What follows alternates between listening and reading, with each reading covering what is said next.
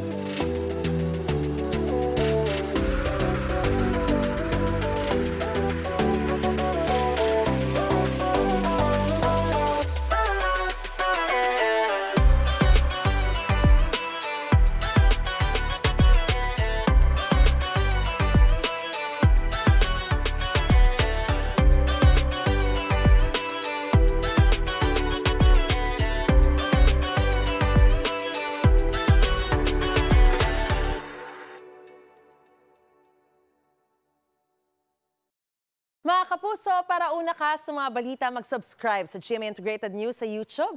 Sa mga kapuso abroad, subaybayan niyo po kami sa GMA Pinoy TV at sa www.gmanews.tv.